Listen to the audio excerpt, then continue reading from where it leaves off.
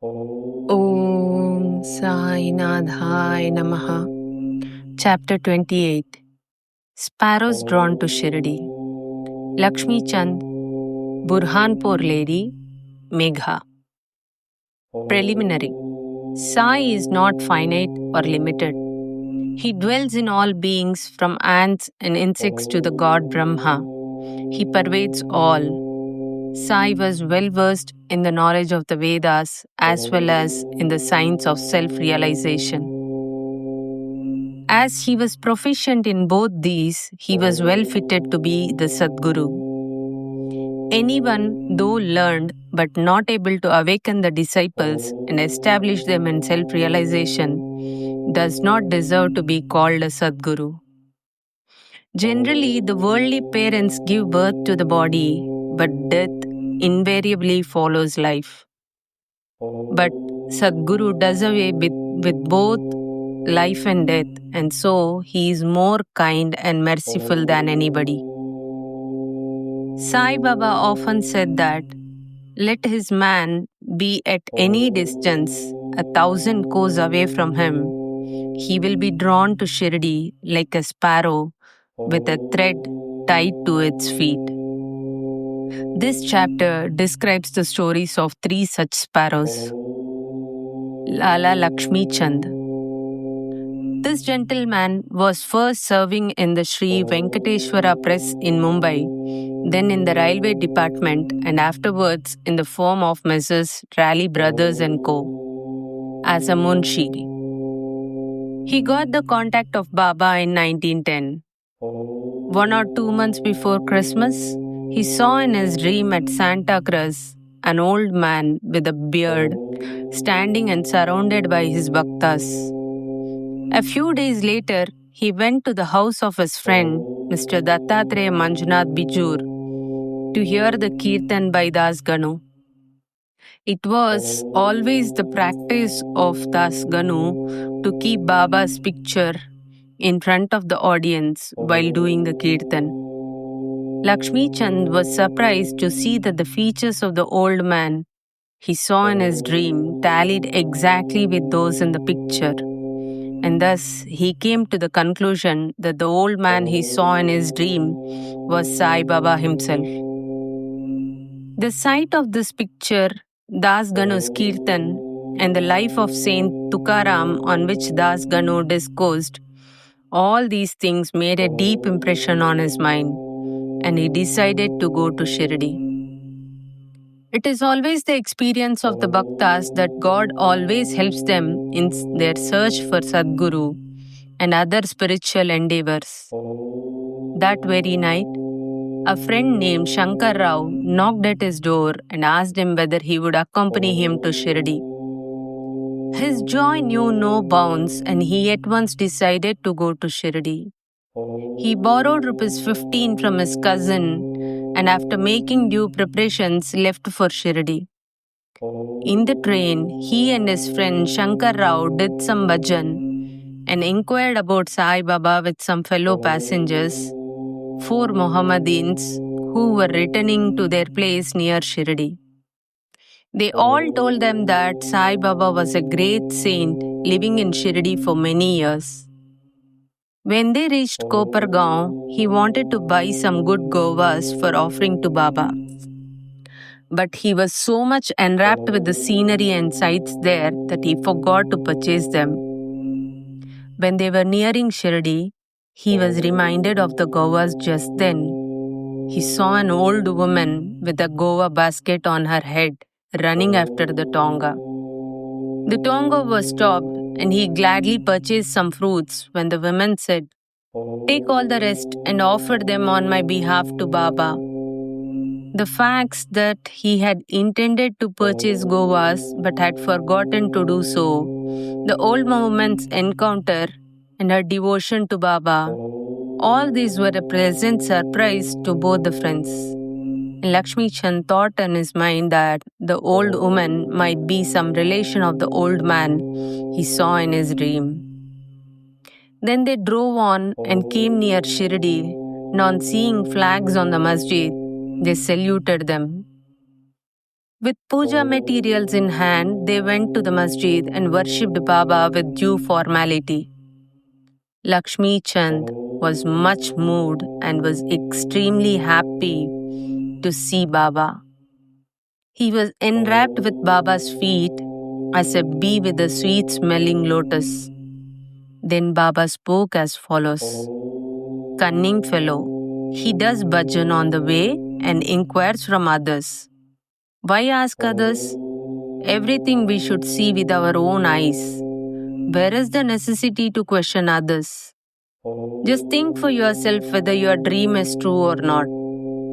Where was the necessity of the darshan by taking a loan from a Marwari? Is the heart's desire now satisfied? Hearing these words, Lakshmi Chand was wonderstruck at Baba's omniscience. He was at a loss to know how Baba came to know about all the things that had happened en route from his house to Shirdi. The chief thing note in this respect is that Baba never liked people to borrow or take loan for his darshan or celebrating any holiday or making any pilgrimage. Sanza. At noon, when Lakshmi Chand was sitting for meals, he got some sanza from a devotee as prasad.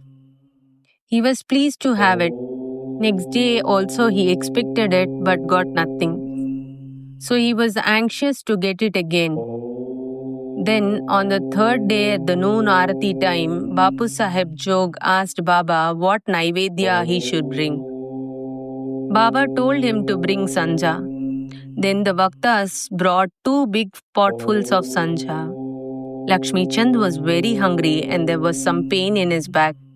Then Baba said to him, "It is good that you are hungry. Take sanja and some medicine for the pain in the back." He was again wonderstruck to see that Baba again read his mind and spoke out what was passing therein. How omniscient Baba was. Evil eye. During this visit, he also witnessed one night the procession to the Chavdi. Baba then suffered much from cough. He thought that this suffering of Baba might be due to somebody's evil eye. Next morning, when he went to the masjid, Baba spoke to Shama as follows: I suffered last night from cough. Is it due to some evil eye? I think that somebody's evil eye has worked on me and so I am suffering. In this case, Baba spoke out what was passing in Lakshmi Chand's mind. On seeing these proofs of Baba's omniscience and kindness to his bhaktas, he fell prostrate at Baba's feet and said, I am much blessed with your darshan. Ever be kind and merciful to me and protect me always. There is no other God to me in this world except you. Let my mind be ever wrapped in your bhajan and feet. Let your grace protect me from the miseries of the world and let me ever chant your name and be happy. After getting Baba's udi and blessing, he returned home with his friend, much pleased and contented, and was singing Baba's glory on the way. He remained a staunch devotee of Baba afterwards and always sent garlands of flowers, camphor, and dakshina with any person of his acquaintance bound for Shirdi. Burhanpur lady. Now let us turn to another sparrow. One lady in Burhanpur saw in her dream Sai Baba coming to her door and begging khichdi for his meals. On waking up, she saw nobody at her door. However, she was pleased with the vision and told it to all, including her husband. He was employed in the postal department, and when he was transferred to Akola, both husband and wife, who were devout persons, decided to go to Shirdi. Then on a suitable day, they left for Shirdi and after visiting Gomati Tirtha on the way, reached Shirdi and stayed there for 2 months. Every day, they went to the masjid, performed Baba's worship, and passed their time happily. The couple came to Shirdi to offer khichdi as Naivedya, but for the first 14 days, somehow or other, it could not be offered. The lady did not like this delay or tardiness. Then on the 15th day, she came to the masjid with her kichdi. There, she found that Baba and others were already sitting for meals and that the curtain was down. Nobody dared enter in when the curtain was down, but this lady could not wait. She lifted up the curtain and entered. Strange to say, that Baba seemed that day hungry for kichdi and wanted that thing first.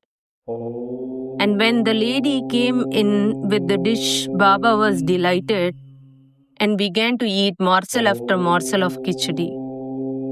On seeing the earnestness of Baba in this respect, everybody was wonderstruck, and those who heard the story of Kichdi were convinced about his extraordinary love for his devotees. Megha. Now let us go to the third sparrow. Megha of Viramgaon was a simple and illiterate Brahmin cook of Rao Bahadur H.V. Sate. He was a devotee of Shiva and always chanted the 5-syllabled mantra Namah Shivaya. He did not know the Sandhya nor its chief mantra, the Gayatri. Rao Bahadur Sate was interested in him, taught him the Sandhya and the Gayatri. Sate told him that Sai Baba of Shirdi was the embodied form of God Shiva and made him start for Shirdi. At the Broach railway station, he learned that Sai Baba was a Muslim, and his simple and orthodox mind was much perturbed at the prospect of bowing down to a Muslim, and he prayed to his master not to send him there. His master, however, insisted on his going there and gave him a letter of introduction to his father-in-law, Ganesh Damodar, alias Dada Kelkar at Shirdi, to introduce him to Sai Baba. When he reached Shirdi and went to the masjid, Baba was very indignant and would not allow him to enter. "Kick out the rascal," roared Baba, and then said to Megha, "You are a high caste Brahmin and I am a low Muslim. You will lose your caste by coming here. Just get away." On hearing these words, Megha began to tremble. He was wondering as to how Baba had come to know what was passing in his mind. He stayed there for some days serving Baba in his own way but was not convinced. Then he went home and then to Trayambak and stayed there for a year and a half. Then again he returned to Shirdi. This time, at the intercession of Dada Kelkar, he was allowed to enter the masjid and stay in Shirdi. Sai Baba's help to Megha was not through any oral instruction. He worked upon Megha internally with the result that he was considerably changed and benefited. Then Megha began to look upon Sai Baba as an incarnation of Shiva. In order to worship Shiva, bay leaves are required, and Megha used to go miles and miles every day to bring them and worship his Shiva. His practice was to worship all the deities in the village and then come to the masjid. And after saluting Baba's gadi, he worshipped Baba and after doing some service, drank the washings of Baba's feet. Once it so happened that he came to the masjid without worshipping Khandoba, as the door of the temple was closed. Baba did not accept his worship and sent him again, saying that the door was open then. Megha went, found the door open, worshipped the deity, and then returned to Baba as usual. Ganges Bath. On one Makar Sankranti day, Megha wanted to besmear the body of Baba with sandal paste and bath him with Ganges water. Baba was first unwilling to undergo this, but at his repeated requests, he consented. Megha had to traverse a distance of 8 kos to bring the sacred water from the Gomati river. He brought the water, made all preparations for the bath at noon, and asked Baba to get ready for the same.